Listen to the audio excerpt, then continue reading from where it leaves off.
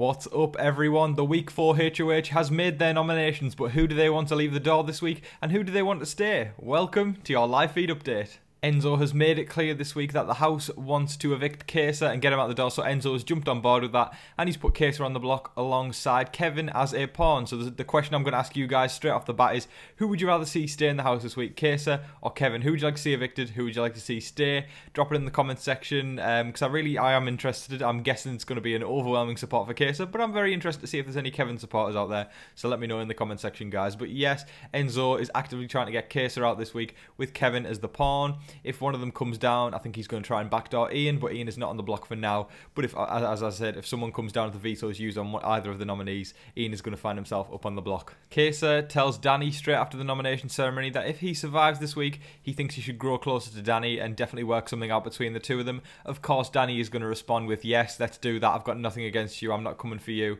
Because Danny is pretty much doing that to every single person in the house. She has some form of a connection with everyone.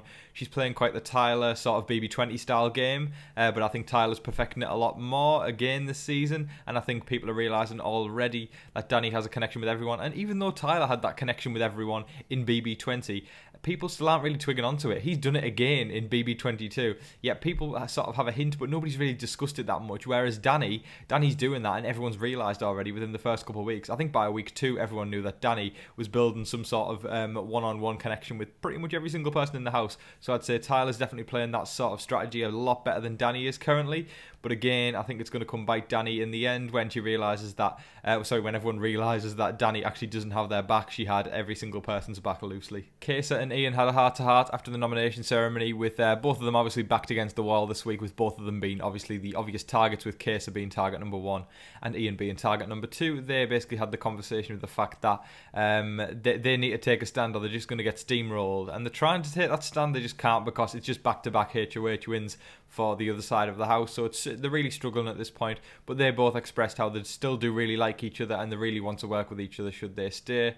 And Ian feels bad. He said, you know, good luck, man, I wish you the best, and hope that you can win the veto, but it's just it doesn't look really promising for the two of them. But then Ian did actually go speak to Enzo afterwards, not wanting to ruffle any feathers, as Ian's tactic is this time around. He's lying under the radar first 5 or so weeks, he said in his VT package in the premiere. And he said that he feels bad for both of the nominees, but at the end of the day, if he wins the veto, he feels like he should just leave them alone and not do anything with the veto. I don't think Ian realises that he is the backup target this week, because he has told Enzo that he is good if he wins HOH. Ian has said he will not put Enzo up, and Enzo basically reciprocated the whole thing, because, you know, he hasn't actually expressed to Ian yet that he is the backup target, or word hasn't got to Ian yet. So as a result, Enzo was like, yeah, because that's what this means in this house, because if I got your back, you got to have mine. If I didn't put you up, you don't put me up. So Enzo was rolling with that, and I've got to hand it to Enzo. He's playing a fantastic game. You know, he's in probably one of the best social positions in the house. Nobody's targeting him. He's just the comedy guy who is actually playing very, very well. So a round of applause for Enzo, in my opinion, and I think he's playing extremely well, so I've got to give him a lot of respect for that.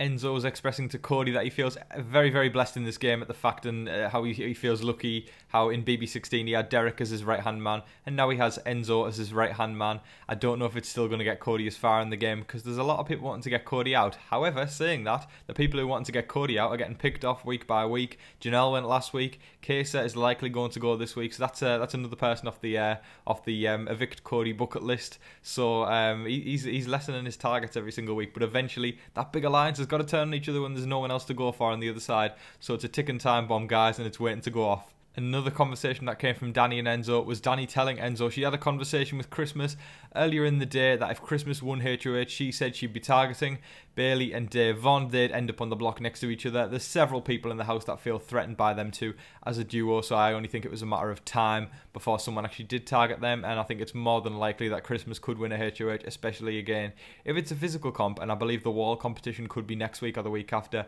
I think in recent Big Brother years they've always done a wall on, I think, week 4 or 5, and obviously this has been week 4 this week, so I think week 5 could be the wall comp, and I think Christmas could likely win that. Obviously she's a fitness coach, she does all the gym and health stuff for a living, so I think she's more than likely to be a contender for the wall comp, and I'd probably put, well, yeah, again, I know I wouldn't put money on it, but I think out of every single house guest there, I'd probably bet on the fact that Christmas would win the wall comp.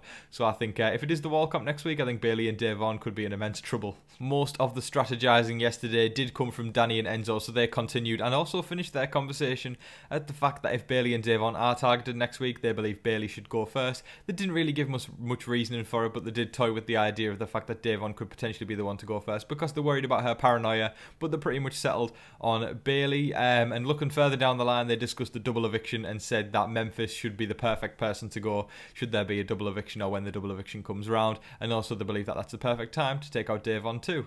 That is all of your game talk for today, folks. Again, quite a short day for game talk because it's pretty much Case's public enemy #1 and Ian's the backup plan, and they're not much different from that. They just got hopes that Case won't win the veto so they can send him out the door. But there you go, guys. I really hope you enjoyed watching this video. Thank you so much for watching. Again, I say it every time, but you are legends for watching. I can't thank you enough for all the support. It's been incredible making these videos, and it's so much fun. I love it. So thanks, guys, for watching. I really do appreciate it. And I'll say the usual stuff as always. Don't forget to like, share, comment and subscribe, and I'll see you next live feed update, guys. I've been your host, Tom Vasey. Good night.